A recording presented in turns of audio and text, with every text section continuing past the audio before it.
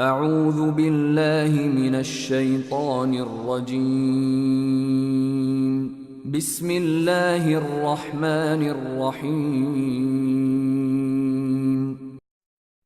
جاء الحق وزهق الباطل إن الباطل كان زهوقا جاء الحق وزهق الباطل إن الباطل كان زهوقا جاء الحق وزهق الباطل إن الباطل كان زهوقا إن الباطل كان زهوقا نحمده ونستعينه ونستغفره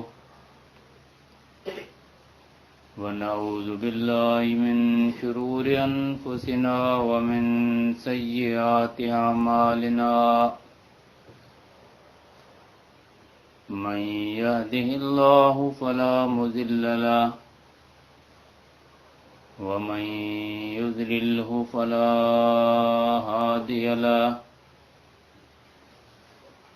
وأشهد أن لا إله إلا الله وحده لا شريك له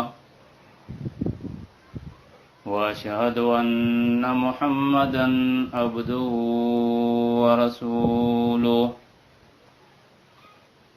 أما بعد فإن خير الحديث كتاب الله وخير الهدي هدي محمد صلى الله عليه وسلم وشر الأمور محدثاتها فإن كل محدثة بدعة وكل بدعة ضلالة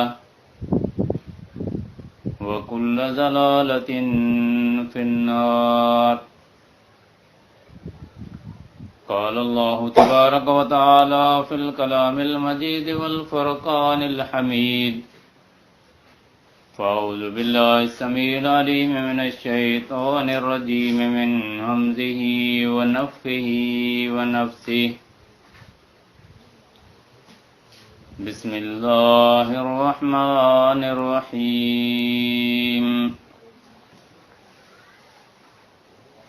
اتبعوا ما أنزل إليكم من ربكم ولا تتبعوا من دونه أولياء قليلا ما تذكرون. وكم من قرية أهلكناها فجاءها بأسنا بياتا أو هم قائلون فما كان دعواهم إذ جاءهم بأسنا إلا أن قالوا إنا كنا ظالمين.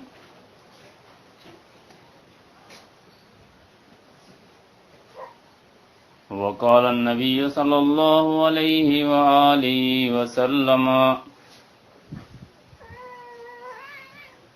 لا يؤمن أحدكم حتى أكون أحب إليه من والده وولده والناس أجمعين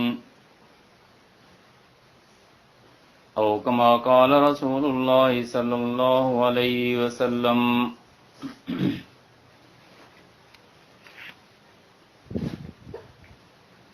तमाम हमद किबरियाई वदाई उन ख़ालिक़ दो जहान खे जुगाए जेको सभिनीनि जो ख़ालिक़ ऐं मालिक आहे.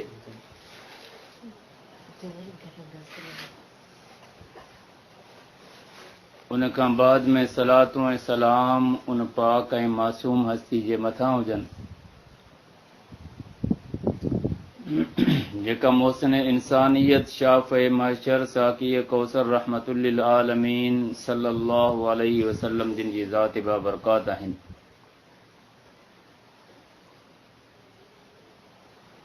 अल्लाह जल्ल शानहू जे किताब मुक़द्दस मां सूरत आराफ़ जो कुछ आयतूं तिलावत कयूं आहिनि. बारगाह रब्बुल इज़्ज़त में दुआ है त अल्लाह तबारक व तआला हिन मुख़्तसर वक़्त जे अंदरि इन्हनि जी सही मफ़हूम सम्झाइण जी तौफ़ीक़ अता फ़रमाए.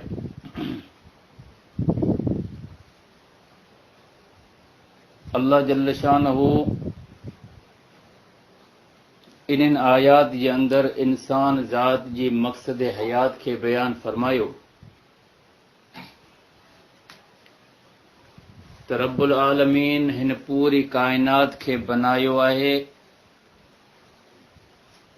ऐं इन काइनात जे अंदरि सभ खां बहितरीन में बहितरीन मख़लूक जेका अल्लाह जल्ल शानहू बनाई उहा इंसान ऐं सभ खां बहितरीन मख़लूक जेका इंसान बनाई तंहिंजे मथां ख़िलाफ़त जो ताज बि रखियईं त ज़मीन जे तख़्ते ते शराफ़त ऐं अशरफुल मख़लूक़ात जो लक़ब सिर्फ़ ऐं सिर्फ़ इन इंसानी मख़लूक खे मिलियो बाक़ी के बि मख़लूक खे अल्लाह अशरफुल मख़लूक़ात जो लक़ब न ॾिनो इन मां इहा ॻाल्हि वाज़ेह ऐं मालूम थिए थी त रब्बुल आलमीन हिन ज़मीन जे तख़्ते ते जेके इंसान खे शरफ़ बख़्शियो आहे इंसान खे जेका इज़त अल्लाह जल्ल शानहू बख़्शी उन जे मुताबिक़ इंसान खे बि ओतिरो ई शरीफ़ ऐं मुअज़्ज़ज़ थी हलण जी अल्लाह हुनखे तलक़ीन कई रब्बुल आलमीन फरमायो त इत्तबिउ मा उनज़िल इलैकुम मिन रब्बिकुम वला तत्तबिउ मिन दूनिही औलिया ऐं इंसानो तव्हांखे सिर्फ़ ऐं सिर्फ़ जेका रब्बुल आलमीन जे तरफ़ां जेका वही आई आहे अव्हांखे सिर्फ़ उन जी ताबेदारी करणी बाक़ी उन खे छॾे करे ॿियनि जी ताबेदारी करण जी अल्लाह रब्बुल आलमीन सख़्ती सां मना फरमाए छॾियो त ॿियनि जी ताबेदारी अव्हांखे नाहे करणी इबादात जे मामलात में इन्हनि जे अंदरि सिर्फ़ ऐं सिर्फ़ तव्हांखे ताबेदारी जेकॾहिं करणी आहे त अल्लाह जी वही जी ऐं अल्लाह जी वही इस्लाम जे अंदरि ॿिनि शयुनि जो नालो हिकिड़ी हूंदी आहे वही मतलूब ॿी हूंदी आहे वही गैर मतलूब यानी हिकिड़ो क़ुरान करीम ॿियो आहे रसूलुल्लाह सल्लल्लाहु अलैहि वसल्लम जो फरमान मुबारक तव्हांखे पंहिंजी ज़िंदगी में क़ुरान करीम ते बि हलणो आहे ऐं रसूलुल्लाह सल्लल्लाहु अलैहि वसल्लम जे फरमान ते बि हलणो आहे इहो आहे मक़सद इत्तबिउ मा उनज़िल इलैकुम मिन रब्बिकुम छो त रसूलुल्लाह सल्लल्लाहु अलैहि वसल्लम जिन जो फरमान मुबारक बि वही आहे अल्लाह जल्ल शानहू फरमायो त वमा यंतिकु अनिल हवा इन हुवा इल्ला वहयुन यूहा पैगंबर जेको ॻाल्हि करे थो उहो बि अल्लाह जे तरफ़ां हुनखे वही थींदी आहे तॾहिं हू ॻाल्हाईंदो आहे तॾहिं अव्हांखे हुकुम ॿुधाईंदो पंहिंजा हुकुम घणे नथो ॿुधाए इन मां मालूम इहा ॻाल्हि थी त जेका रब्बुल आलमीन जी वही आहे उहा या क़ुरान करीम जी सूरत में या रसूल जी सूरत में ॿिन्हिनि जी ताबेदारी करणु असांजे मथां फ़र्ज़ आहे ऐं अल्लाह जल्ल शानहू फरमायो त जेकॾहिं तव्हां इन मक़सद ज़िंदगी खे न सम्झो यानी तव्हां ताबेदारी न अल्लाह जे किताब जी कई न ताबेदारी तव्हां रसूल जी कई ॿिन्हिनि खां हटी करे जेकॾहिं तव्हां मिन दूनिही औलिया औलिया खे वरितो ॿियनि खे दोस्त करे तव्हां वरितो उन्हनि जी ताबेदारी तव्हां कई रसूल खे बि छॾे ॾिनो अव्हां क़ुर खे बि छॾे ॾिनो अल्लाह खे बि छॾे ॾिनो त पोइ रब्बुल आलमीन ॿी जॻह ते फरमायो त ज़मीन जे तख़्ते ते सभ खां वॾो ज़ालिम इंसान उन खां वधीक ॿियो को बि नाहे ख़ुदि तव्हीं अंदाज़ो लॻायो जंहिं इंसान खे अल्लाह ज़ालिम चवे रब्बुल आलमीन ख़ुदि उन इंसान खे ज़ालिम चवे त उन जे बचण जो को बि रस्तो नाहे को बि छुटकारो न। ऐं हा इंसान उहो ई कामयाबु आहे जेको हिन अल्लाह जे कलाम खे ॿुधे थो ऐं उन जे मुताबिक़ अमल करे थो ऐं रसूलुल्लाह सल्लल्लाहु अलैहि वसल्लम जी ॻाल्हि खे ॿुधे थो ऐं उन जे मथां अमल करे थो। इहे ॿ शयूं इस्लाम जो नालो इन्हनि जो। हिकु त अल्लाह जो कलाम ऐं ॿियो आहे अल्लाह जे रसूल सल्लल्लाहु अलैहि वसल्लम जो फरमान मुबारक, यानी हदीस। इन्हनि खां अलावा इस्लाम नाहे। अल्लाह जल्ल शानहू बि जॻह जॻह ते इन्ही शइ जो ज़िक्र फरमायो आहे त तव्हांखे अल्लाह ऐं अल्लाह जे रसूल जी इताअत करणी आहे, ॿियनि जी न। ॿी जॻह ते रब्बुल आलमीन फरमायो त अतीउल्लाह व अतीउर रसूल वला तुबतिलू आमालकुम, तव्हां अल्लाह जी फरमान बरदारी करियो ऐं अल्लाह जे रसूल जी फरमान बरदारी करियो। वला तुबतिलू आमालकुम, पंहिंजे अमलनि खे बर्बाद न करियो। मालूम छा थियो त जेकॾहिं असां अल्लाह जी इताअत नथा करियूं, रसूल जी बि इताअत नथा करियूं, त पोइ असां जेके बि अमल करियूं था उहे अमल असांजा बातिल आहिनि, उहे अमल असांजा बर्बाद आहिनि। अल्लाह जी बारगाह में उहे अमल क़ाबिल क़बूल न आहिनि, छो त इहो फ़ैसिलो ख़ुदि अल्लाह जो आहे। इन जे करे अल्लाह रब्बुल आलमीन हिननि आयतनि जे अंदरि इंसान खे पंहिंजी हयाती जो मक़सदु सम्झाए छॾियो त दुनिया में वञ, रहो, काइनात जे अंदरि जेके बि अल्लाह जूं नेमतूं आहिनि उहे इंसान जे फ़ाइदे जे लाइ अल्लाह बनायूं आहिनि, त इन मां फ़ाइदो तूं हासिल कर, लेकिन इबादत जेका आहे तोखे सिर्फ़ु अल्लाह जी करणी आहे। चाहे उहा इबादत जिस्मानी हुजे या इबादत बदनी हुजे या माली हुजे, कहिड़ी बि इबादत जो हर क़िस्म जेको आहे उहो अल्लाह जे लाइ ख़ासि आहे। इन जे करे अल्लाह रब्बुल आलमीन सूरत फातिह जे अंदरि बाने खे जेका ज़बान सम्झाई त बाना हीअं तूं मूंखां दुआ घुर, हीअं तूं मूंखां पंहिंजा मुतालबा मंज़ूर कराए, हीअं तूं मूंखां पंहिंजूं हाजतूं घुर, इहे सभु अल्लाह जूं सेखारियल आहिनि बाने खे। सूरत फातिह जे अंदरि असीं छा था पढ़ूं? इय्याका नअबुदु, ऐं अल्लाह असीं ख़ासि तुंहिंजी इबादत करियूं था ऐं कंदा रहंदासीं। लफ़्ज़ अल्लाह सेखारिया ऐं उहे लफ़्ज़ असीं हर निमाज़ जे अंदरि अल्लाह जे अॻियां चऊं था। इय्याका नअबुदु, ऐं अल्लाह असीं ख़ासि तुंहिंजी इबादत करियूं था ऐं कंदा रहंदासीं, यानी तुंहिंजो दर छॾे असीं ॿिए जे दर ते धिका कोन खाईंदासीं। व इय्याका नस्तईन, ऐं अल्लाह असीं तोखां ई मदद घुरूं था ऐं तोखां ई मदद घुरंदा रहंदासीं। इहो बानू लफ़्ज़ पंहिंजा हर निमाज़ जे अंदरि अल्लाह जे अॻियां चवंदो ऐं इहे लफ़्ज़ अल्लाह सेखारिया बाने खे त बाना हे लफ़्ज़ तूं चओ, मूं रब्बुल आलमीन जी रहमत तुंहिंजे मथां हर वक़्तु वसंदी रहंदी, मुंहिंजो फज़ल हर वक़्तु तुंहिंजे मथां हूंदो। सिर्फ़ पंहिंजी ॻाल्हि ते तूं क़ाइमु रहिज, पंहिंजी ॻाल्हि खां फिरज न। कीअं त निमाज़ जे अंदरि मस्जिद जे अंदरि बानू चवे त ऐं अल्लाह इय्याका नअबुदु, ऐं अल्लाह तुंहिंजी इबादत करियां थो, कंदो रहंदुसि, मस्जिद खां ॿाहिरि निकितो वरी ॿियनि जे दरवाज़े ते धिका पियो खाए, कॾहिं कंहिंजे दर ते, कॾहिं कंहिंजे दर ते, कॾहिं कंहिंजे दर ते। उहो जेको अल्लाह सां वाइदो करे मस्जिद में वेठो आहे, उन वाइदे खे दरवाज़े खां निकिरण खां पोइ उहो विसारे छॾे। व इय्याका नस्तईन, ऐं अल्लाह असीं तोखां ई मदद घुरूं था ऐं तोखां ई मदद घुरंदा रहंदासीं।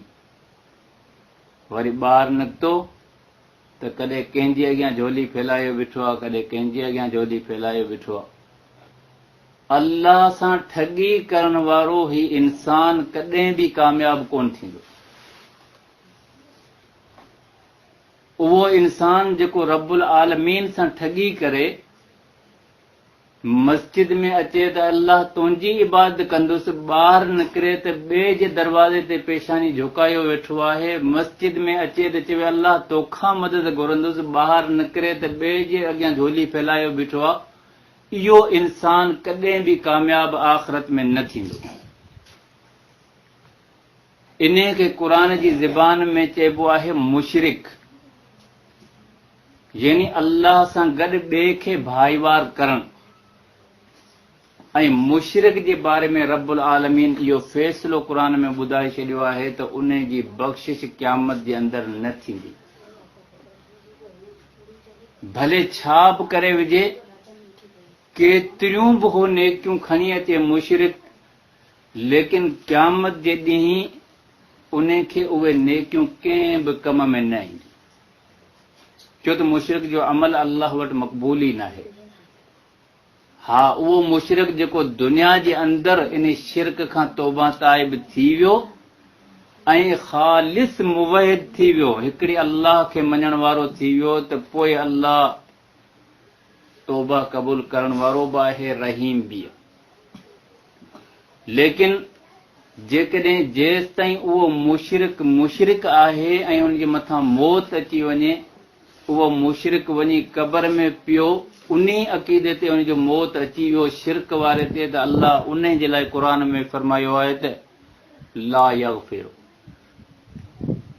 उन मुशरिक खे माफ़ी मिलंदी कोन। इहो हिकु अहिड़ो गुनाह आहे जेको नाक़ाबिल माफ़ी आहे।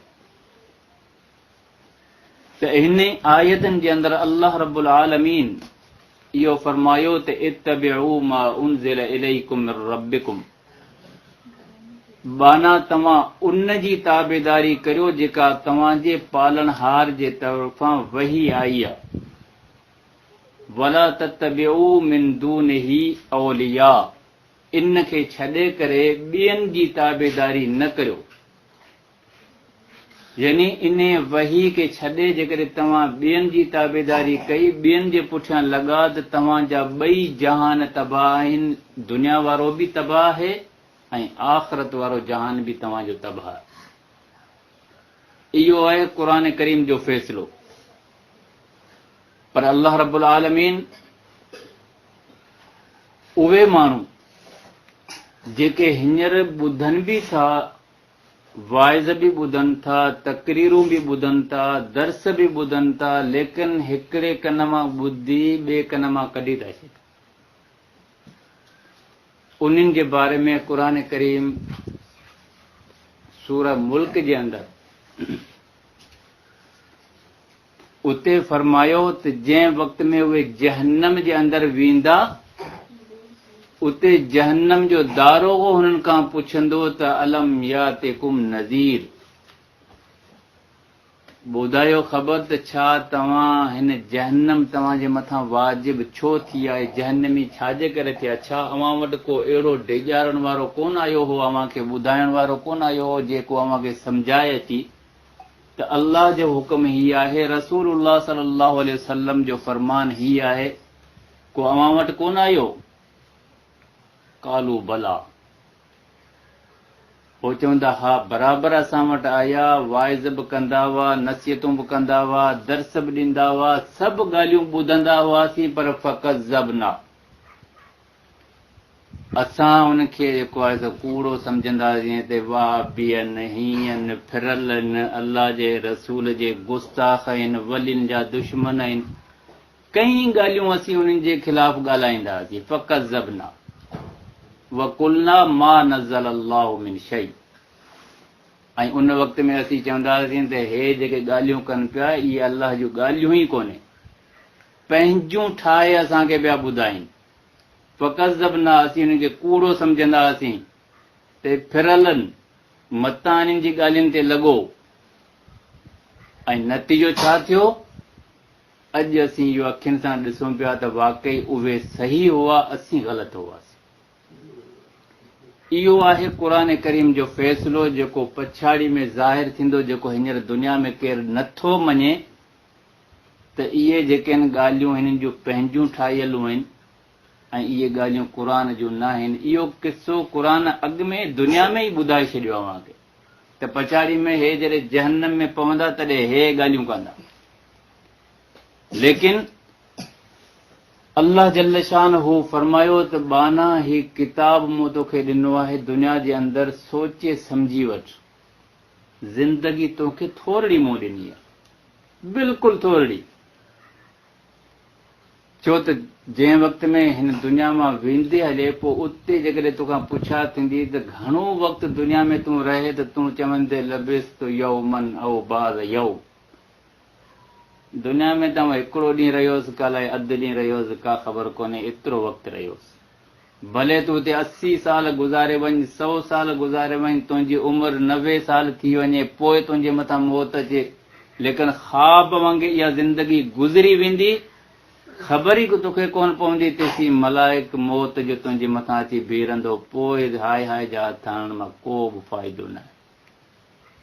छो त अल्लाह रब्बुल आलमीन जॾहिं उहे बाना जेके आहिनि उहे अर्ज़ु कंदा अल्लाह असां खां ग़लती थी आहे, असांखे वरी ॿियो दफ़ो मौक़ो ॾिनो वञे असीं दुनिया में वञूं, असीं जंहिंजी इबादत कंदा हुआसीं, जिन दरनि ते असीं धिका खाईंदा हुआसीं उन्हनि त असांजी ॿाहिरि कई कोन।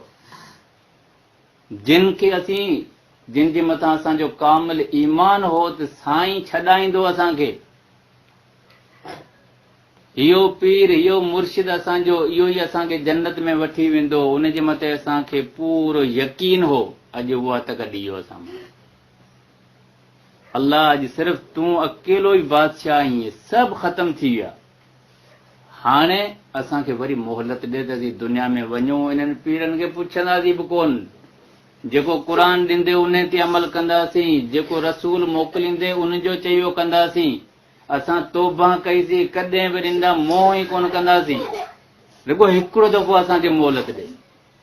लेकिन रब्बुल आलमीन फरमाईंदो त न, उहा चांस तव्हांखे जेका मिली सा ख़तम थी वई।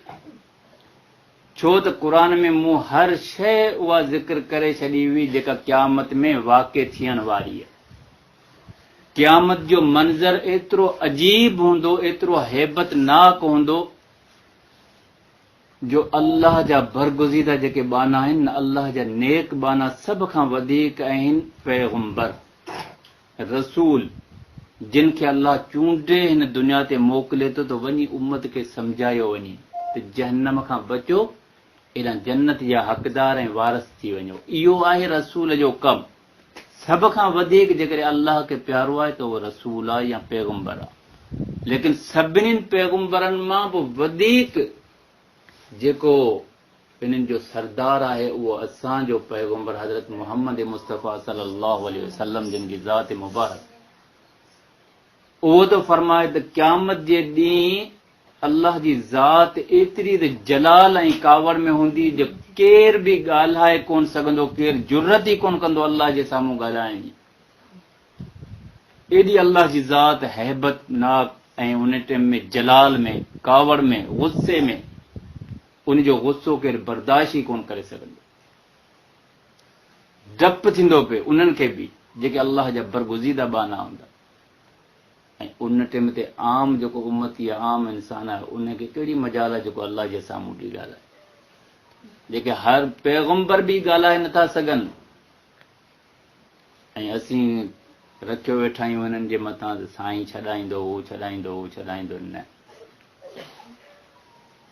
छो त अल्लाह जे रसूल सल्लल्लाहु अलैहि वसल्लम पंहिंजी प्यारी न्याणी फातिमत रज़ी अल्लाह ताला अन्हा खे बि इहो फरमायो त अम्मा तूं पंहिंजा अमल करे वठ, तोखे पंहिंजा अमल छॾाईंदा, ऐं मोहम्मद उते बि तोखे कमु न ईंदुसि। हालांकि मोहम्मद केरु आहे? अल्लाह जो आख़िरी रसूल, जेको पैगंबर नबियुनि जो सरदार आहे। उहो पंहिंजी न्याणी खे चवे पियो त अम्मा फातिमा पंहिंजा अमल करे वठ, क़यामत जे ॾींहुं आऊं बि तोखे कमु न ईंदुसि। जेको नबियुनि जो सरदार आहे उहो बि जेकॾहिं हथ कढी थो वञे, इन मां अंदाज़ो लॻायो त अल्लाह जी ज़ात केॾी न इंतिहाई जलाल में हूंदी। ऐं उहो जलाल ऐं उहा हैबत उहो गुस्सो, उहो मंज़र हिकु अजीब हूंदो, इंसान उनखे बर्दाश्त नथो करे सघे।